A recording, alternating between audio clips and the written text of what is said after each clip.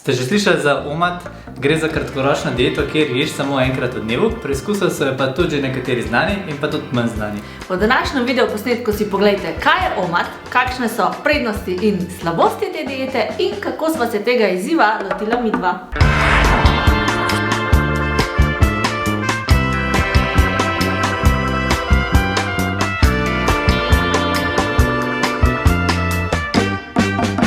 Že spet na kanalu Moj laboratorij. Midva sva Bija in Aleš in na tem kanalu veliko govoriva o hormonih, ščitanci, alergijah, pa tudi o hrani.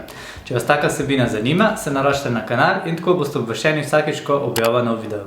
No, ker pa se veliko ukvarjava tudi s hrano, za vas preskušava različne diete in načine prehranjevanja. Ta teden sva poskusila OMAD, ki pa ni za vsakega. S tem videom imamo v mislih predvsem vse tiste, ki ste tako kakor midva in ob enih popoldne ugotovite, da še ni bilo časa za malico in da ste se zataknili po kakšnih sestankih ali pa kaj podobnega. Če se je ena izmed prednosti OMAD-a ta, da si res ful skoncentriran in fokusiran, bom zdaj to testirala na enem sestanku. Pa ne grem zasebno v porodnišnico, ampak službeno. No, če ste pa med tistimi, ki imajo fiksne odmore za malico in ste navajeni jesti več obrokov na dan, imate urejen način prehranjevanja in nočete spreminjati prehrane, potem pejte raj gledati en drug video. No, midva pa sva poskusila jesti samo en obrok na dan. Se pravi, cel dan nič tja do poznega kosila, pa lahko ješ pico, burgerje, čips, kar ti pač paše. Ampak, a je to dobra ideja? Ker če se mogoče spomnite, sva zadnjič govorila o prekinitvenem postu oziroma intermittent fastingu. In tam je ideja, da ješ 8 ur, medtem ko 16 ur se pa pač postiš. V času, ko pa ješ, poješ 2 do 3 obroke. Simpel, ne? No, kaj pa če bi te 3 obroke zamenil sam z enim? Se zdaj že kaj daš na misli še? Ja ne, sem še na pol 11. Kako zdržala do 4? Jaz bom, kako pa ti? Težko. OMAD ni dieta oziroma način prehranjevanja, ki bi bil vzdržljiv na dolgi rok, zato nikar tega ne poskušate, če bi pač želeli shujšati. Kar se tiče shujševalnih diet, je vedno dobro, da uporabite malo kritične presoje in ne iščete samo hitrih rešitev, ampak najdete način prehranjevanja, ki ustreza vam in vašemu življenjskemu slogu. Seveda pa se pred spremembo prehrane vedno posvetujte tudi svojim zdravnikom.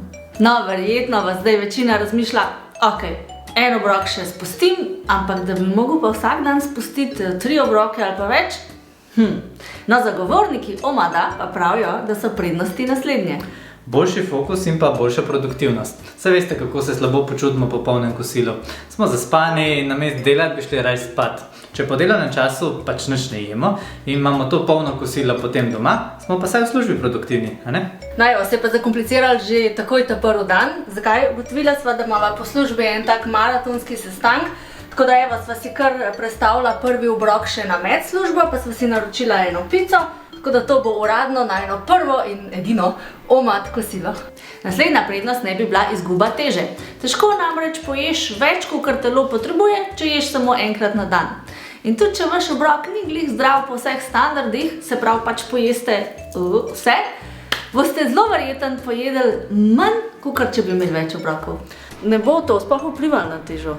Misliš? Ja, ne bo vplivalo na težo, če pač poješ isto, sam poješ v enkratnem dnevu. Vplivalo bo na druge stvari, kakor pač vpliva prekinitveni post. To je malo video. Je to tudi svobodna dieta, lahko pozabite na štete kalorij in pa vse ta preverje, ne rabite razmišljati, kaj boste jedli, pa kdaj boste jedli, ko je pač čas za jesti, si daste duška. Tale pica je v bistvu kar precej močen obrok, ampak če seštejete vse kalorije, se pravi te pice, bo pa vsem manj prišlo na koncu, kot če bi imela zajtrk pa večerjo. Tako da si lahko to privoščila. No, nekateri so tak način prehranjevanja vzeli čisto za svojega in so z njim tudi uspešni. Pa tudi zgodovinarji pravijo, da so se v bistvu tudi Rimljani tako prehranjevali. Se veste, v tistih časih itak niso še poznali zajtrka. No, ker je pa OMAD tudi neke vrste post, pod prednosti štejejo tudi vse prednosti, ki jih ima post. Med njimi je najbolj pomembna autofagija, ampak dajmo o tem govoriti enkrat drugič. No in midva sva seveda mogla preveriti, če te teoretične prednosti OMAD-a res držijo.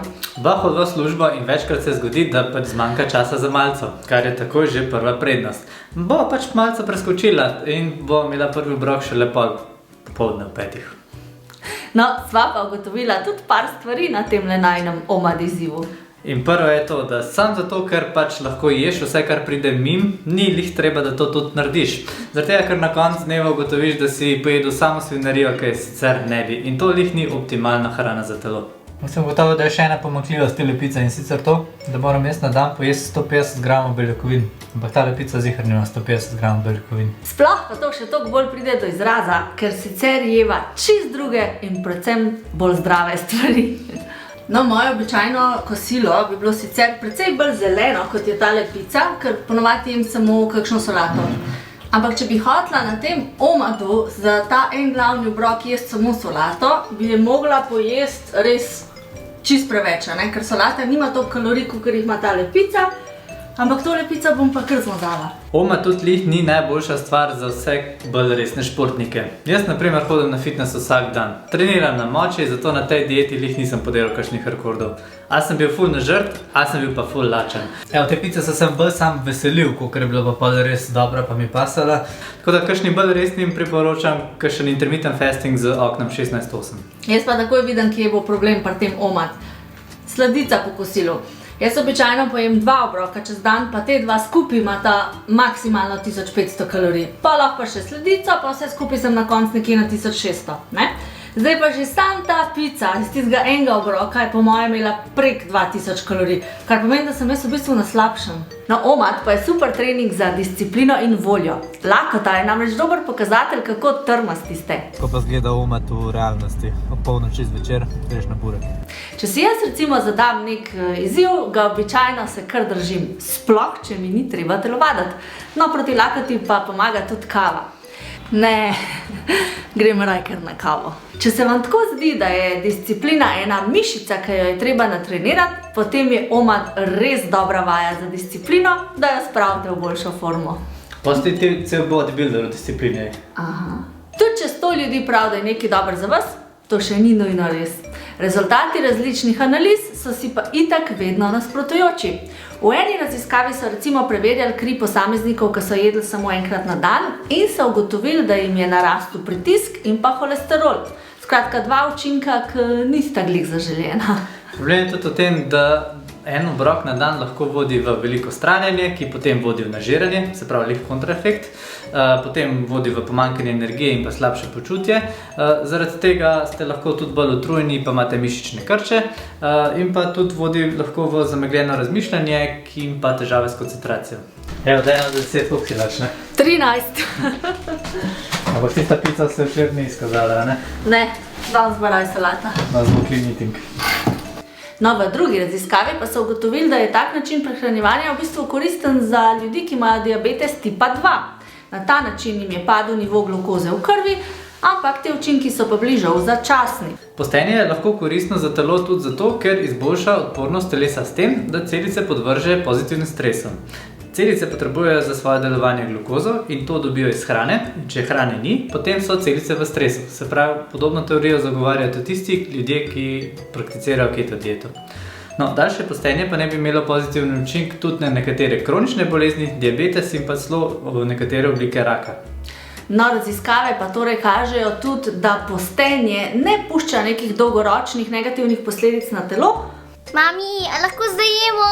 Če pa ni negativnih posledic, a se pa mogoče splača probati? Ja, je že ura, da. No, odgovor na to pa je različen za vsakega. Zdravnik vam bo verjetno povedal, da ni čist nič narobe, če se tu in tam daj pa tudi pustite. No, jesti enkrat na dan tudi ni toliko za lase privlečena ideja, kakor se mogoče zdi, ampak ni pa čisto za vsakega. Nama se zdi nekaj zanimivega za probati, na dolgi rok se pa ne bo šla tega. Ker glavna prednost ne bi bila tudi ta, da boste lahko jedli vse, kar imate radi, pa še vedno zdržvali ali pa tudi zelo izgubljali težo. Zelo težko pa ne bi se človek zaredil na tej dieti. Razen, če ste tako kot jaz.